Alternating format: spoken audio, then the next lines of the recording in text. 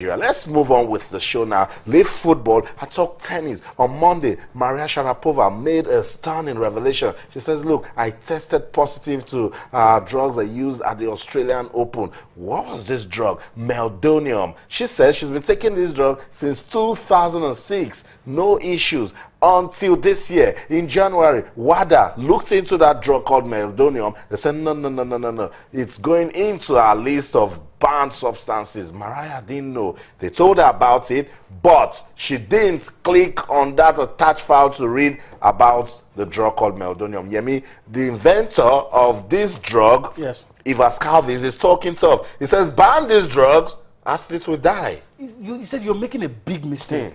And the first thing that shocked me, you see, the more you look, the less you see. What shocked me, he said a lot of top athletes are actually using this drug.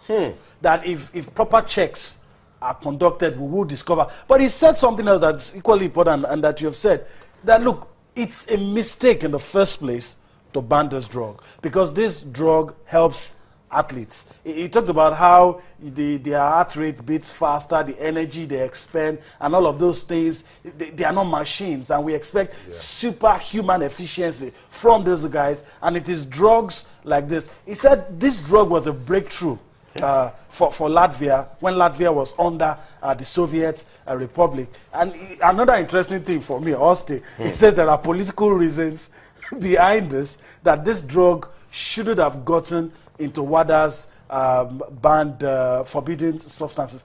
Is interesting. And you know, another interesting thing for me, let me leave meldonium and go to Sharapova. Another interesting thing, I'm getting confused. Those guys that made the racket that she's using, one of those guys said, look, we've conducted the study, and there's no advantage that this drug gives. I'm confused. I know. Particularly when you're trying to get into the medical aspect. There's no advantage. That, you know, and that is why the spotlight is now on Rafael Nadal and Serena. Because if it were those two players, people would quickly say, oh, look at the strength they have. Look at the power with which they play. But you look at the lady that is so all the medical so feminine, issues so that good looking, aligned to us. Well, you know, in the reasons why she's used it, you know, so some people have come to, you know, stay on the side that look, with the fact that, you know, she has an history of heart disease, diabetes, family history, you know, low magnesium and all of that, and all of this, you know, plays a fact. But you know, with the one of the founders, you know, saying that about meldonium, like, hey, taking it away,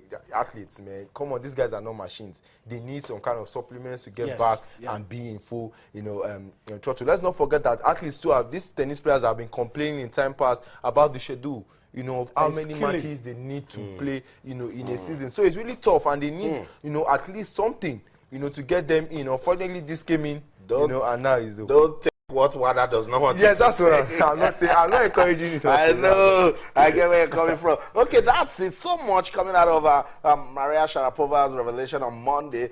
She tested positive, and on Saturday she will be facing provisional suspension. Let's listen to Ivas Calvins, the creator of the drug called meldonium. I'll come back. We'll talk some more about this issue. Don't go anywhere. We'll be right back.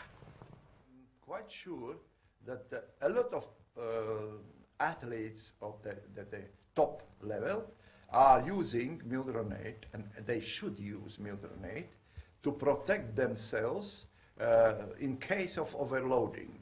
Because if there is overloading, then the cardiac muscle cells will die out because lack of oxygen there. This is like an insurance.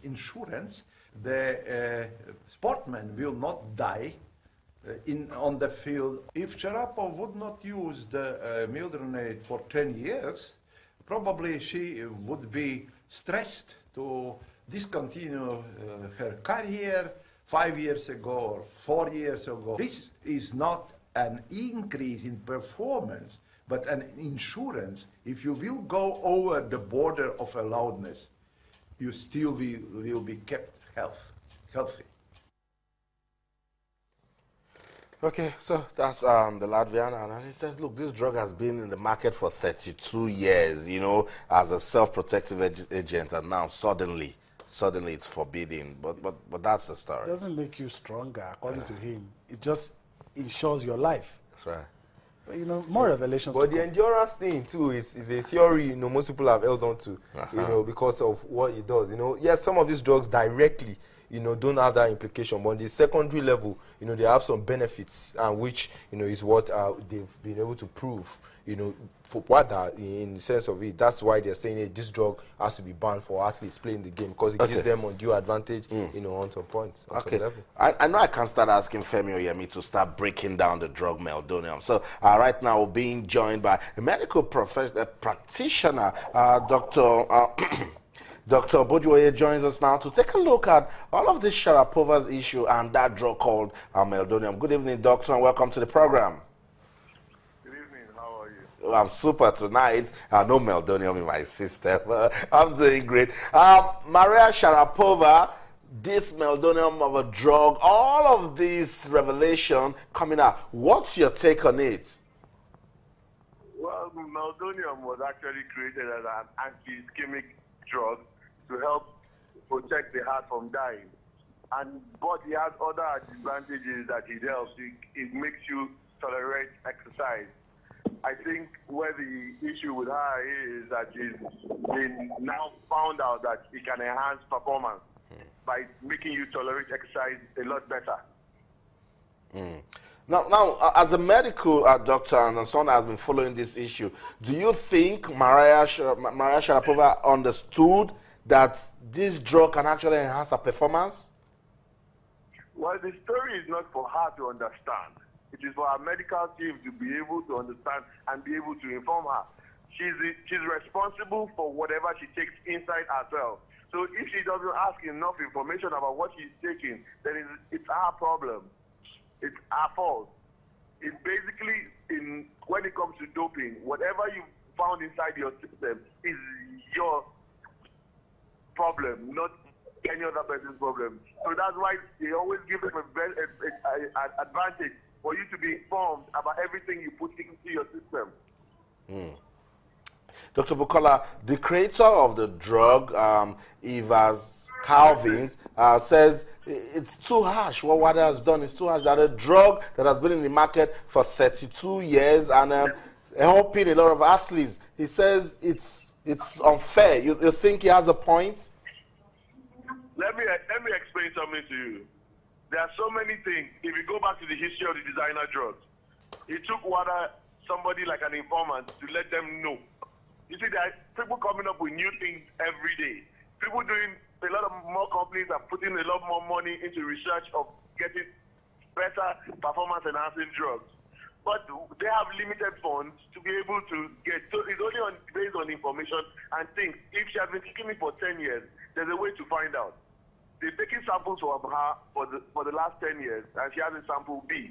In her sample B, they'll be testing all the sample B's back to 10 years. If they find it there, then they confirm that she's been taking it for 10 years. So I have said we need to do more education to our athletes so that they get to know the sort of drugs they take into their system before and after a competition. What else do you think we need to do? Oh, it's basically every athlete is responsible for his or herself. Though we have responsibility to them because we're sports medicine practitioners, we should be able to educate them regularly on what they need to take and what they are not supposed to take. Baseline is this: there's a list that comes out every year, but before it comes out for January 1st, by October, November, they will tell you that these are the things that will change in the list by January. So they give you pre-information of what they want to do by January. So if she had been taking it and a physician has been letting her know that, okay, this list has been doing, it will change, and meldonium or meldonium that she's using is on it. So she will know that she's not supposed to take it anymore, even from October, November. Thank you so much, Dr. Bukola, for making our time to explain this issue as regards Maria Sharapova and drug test field. Thank you. So that's it. Dr. Bukola Bojuoye is a sports medical doctor who's still following this issue till about Saturday when that provisional suspension will start. And let's see, he might get worse. He might get up to 4 years. Yes, but I will take something from what he said in regards pre-information. You know, she said she got a mail, but she never clicked it. And this evening, I also heard Rafael Nadal say the same thing, that he gets a mail, but he leaves it for his doctors to check. He has no business with it. They come back and tell him, but he trusts his doctors because they are also the doctors of the Spanish national team, so they will give him the right information. But with what doctor has said, every athlete must be responsible for it. So I think Rafael Nadal should also watch it, you know, and be sure to click the links next time he sees it, so he doesn't get into trouble. She had an idea, but what we will be looking forward now was it's even hard for me with all I've heard now to agree that it's an honest mistake. But I think, like I still maintained yesterday, what the lawyers will go for will be mitigating circumstances. That's right. And they will test all our samples. Is it consistent? Has she been using it for 10 years? Yeah. If it was an honest mistake, 2 years. Yeah, might be reduced. Mitigating circumstances, lesser. That's right. I have a feeling she might be slammed with 4, though. Whew. If it was deliberate. So, might just get tougher for Maria Sharapova. You can see Rafael Nadal right there. Also a top-class tennis player. He says, with all of these talks coming out, see, I'm clean. Let's listen to Rafael Nadal. I'll come back and talk some more. I heard about, a few times again, about talking doping from my person. And I'm a little bit tired with that, because I was very far all the time from that. I really don't know nothing about the doping, and I am completely a clean guy. I worked so much during all my career, and when I get the injury, I get the injury. I never taken nothing to be back quicker, and never have no one temptation on doing something wrong. I believe in the sport and in the values of a sport. The sport is an example for the society, is an example for the kids. If I am doing something that goes against that, I will be lying myself, not lying my opponents. It's difficult to imagine that something can be like this can happen, but it's obvious that mistakes are there. Everybody can have mistakes. I want to believe that for sure is a mistake for Maria. She didn't want to do it, but it's obvious that it's a negligence. So now that's the rules are like this, and it's fair, and now she must pay for it. Well, I was actually in the locker room here, watching with all the players what's going on. We were in shock, all of us, but well, nobody expected that for sure. Actually, I was a little bit surprised because it's a tough moment for the sport, but it's tough to speak about it. I don't know many things. I just I just read some lines. It's it's a bit disappointing for the sport. So that's it. Tennis stars giving their opinion as regards the Maria Sharapova issue. And of course, you listen to Rafael Nadal. He says, look, I'm very, very clean.